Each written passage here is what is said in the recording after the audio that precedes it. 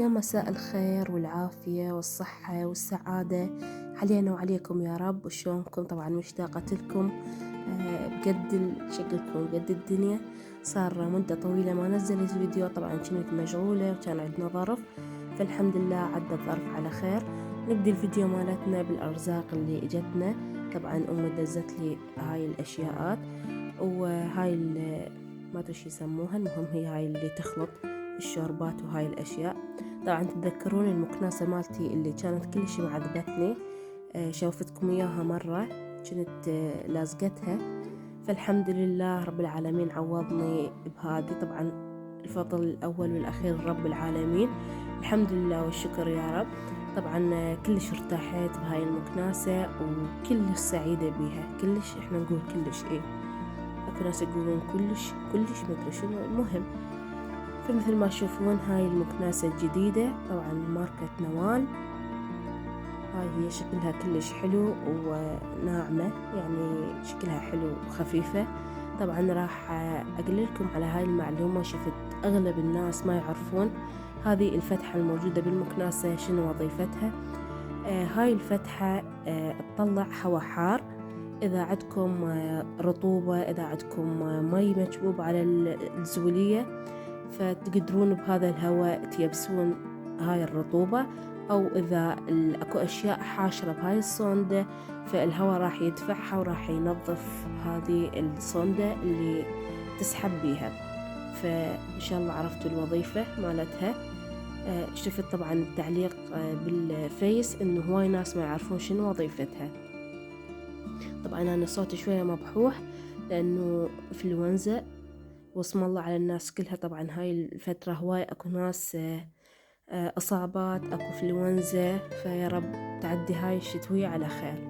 طبعا أخويا همات دق علي الباب وجاب لي هاي المجموعة أجبان على شغلات للأطفال، على حليب، فالحمد لله والشكر.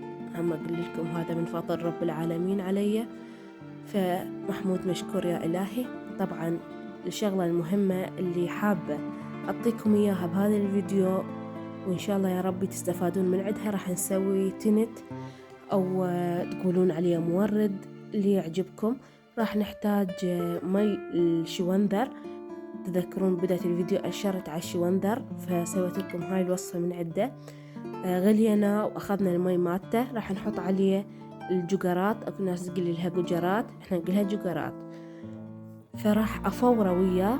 إذا أنتم تحبون المورد يكون لونه قوي، فتخلوه على الماء شوية يعني ينشف، وتسوون هاي الوصفة. وراح نحتاج السرين، نحتاج نشا، نحتاج العفو زيت جوز هند.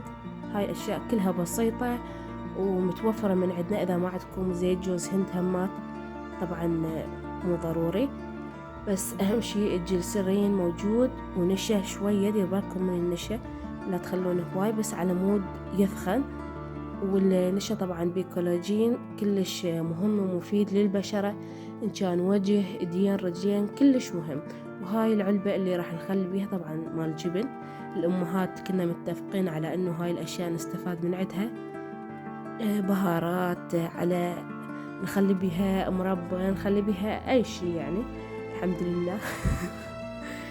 فمثل ما تشوفون فورته هو بالجقرات مي الشوندر اللي هو الشلغام، وطلع عندي. أنا أحب يكون خفيف اللون، ما أحب يعني يصير قوي.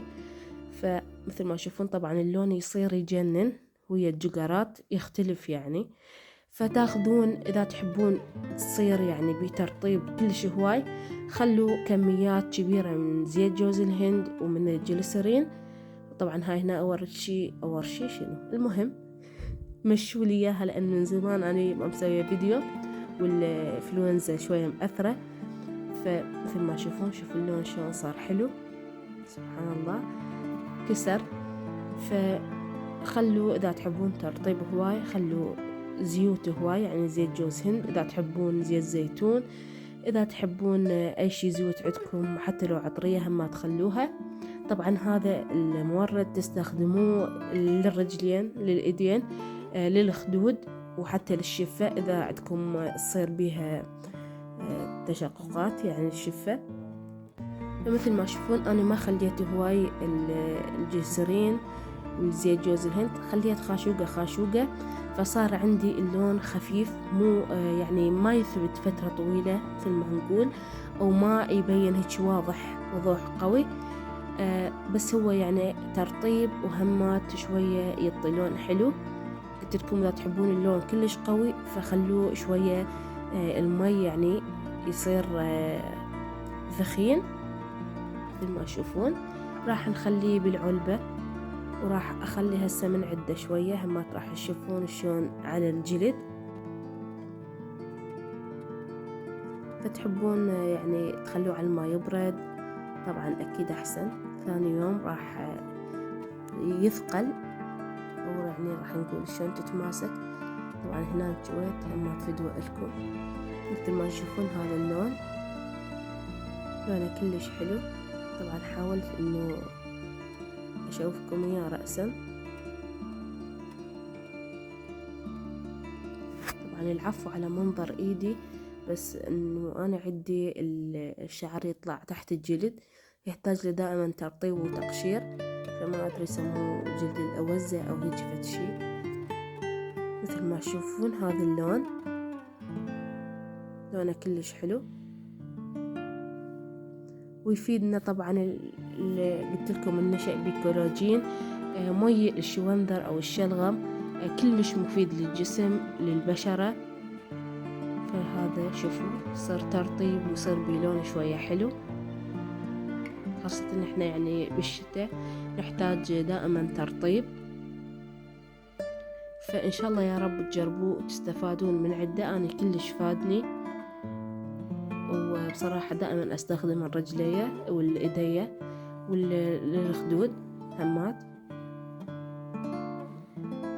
فاكهتنا لليوم اللي هي الجرانديلا او الجرانديلا مثل ما تشوفون. هذا شكلها طبعا شكلها تنجرس، سمعتوا الصوت ولا؟ طبعا الجرانديلا او الجرانديلا يساعد على التخلص من الأرق والصداع النصفي، يحفز ويقوي جهاز المناعة، مفيد للمصابين بالربو، ويخلص الجسم من السوائل الزائدة، وهواي إلى فوائد. طبعا أنا جاي أعطيكم المختصرات، آسفة على هاي الأصوات. فراح نشوف شلون شكلها من الداخل.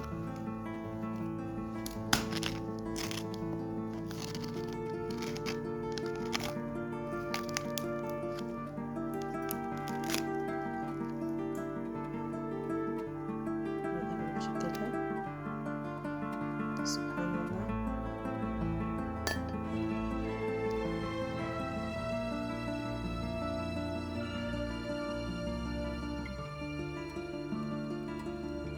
شلون ناكلها؟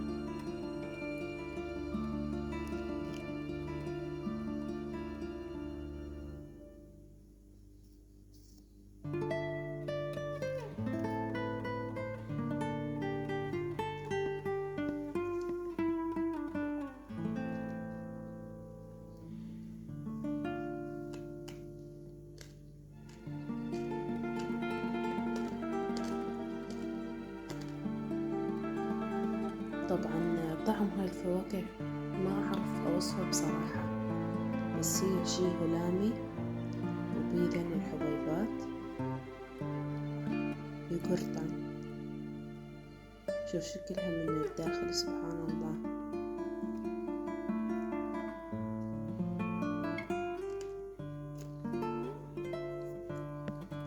طعمها غريب.